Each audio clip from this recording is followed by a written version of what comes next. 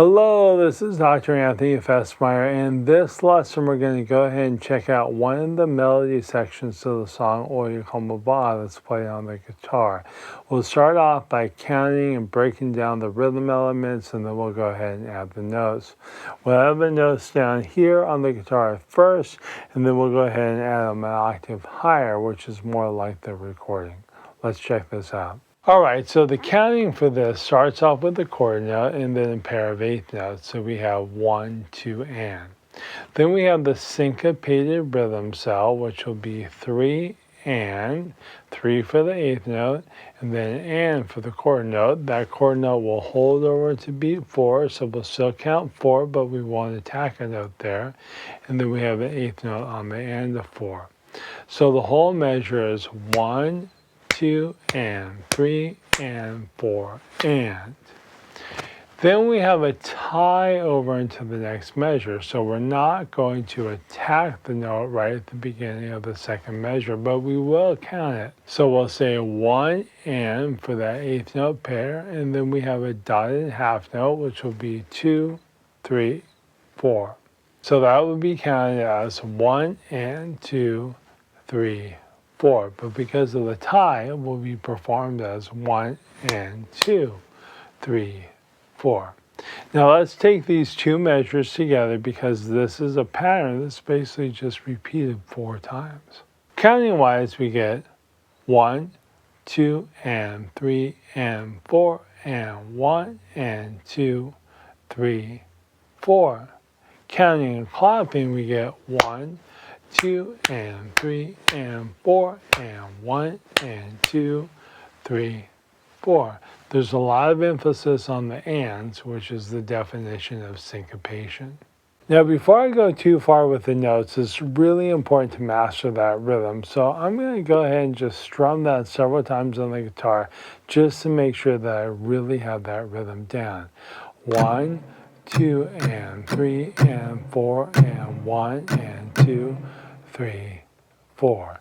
1, 2, and 3, and 4, and 1, and 2, 3, 4. Now, the next thing to do is to take a look at the notes. Now, we've read these notes all in open position, but I'm going to go ahead and play these without any open strings. Now, you might start by learning it with the open strings involved, and then change the notes so there are no open strings, and I'll show you how to do that. So if we do it with open strings, I'm going to start on the second fret of the G string. That's an A note. That repeats. And then we have a B note as the open string. Then we have a C, first fret. Then we have a D, third fret of the B string. Then we're back to the open B, then to the open G, and then to the A. So that is played as.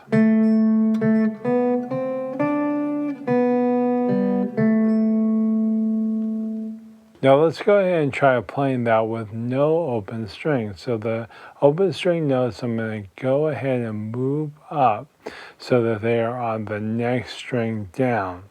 So if I start here on the A note, I'm going to move my first finger there, so I'm not playing it with my second. Because the B note, instead of being open, is going to be played at the fourth fret of the G string.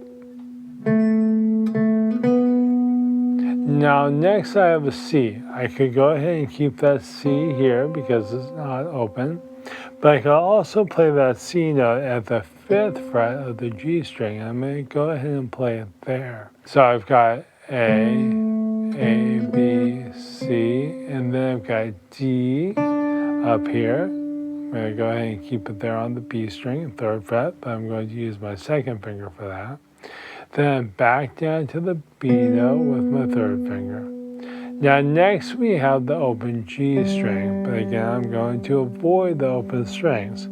So instead of playing the G there, I'm going to play it at the fifth fret of the D string with my pinky. And then I finally end on an A note. So this whole melody without open strings is this.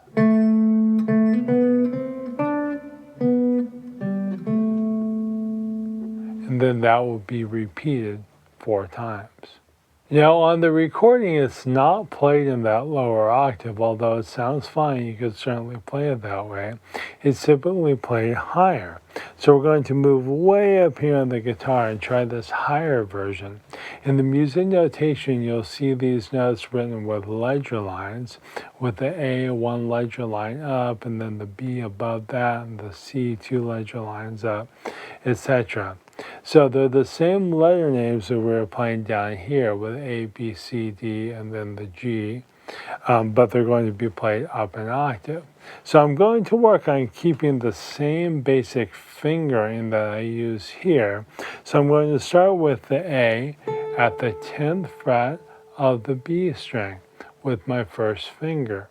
And then from there, I could just continue up that string, A, B will be with my third finger at the 12th fret, and then C will be with my pinky. I'll find the D on the high E string at the 10th fret.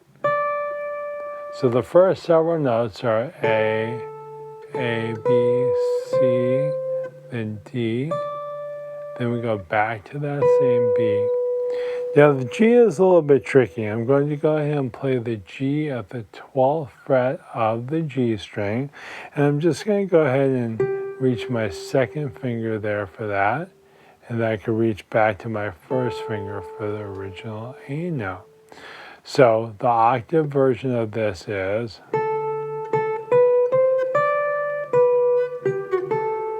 And then if we play it up there, that would also be repeated 4 times.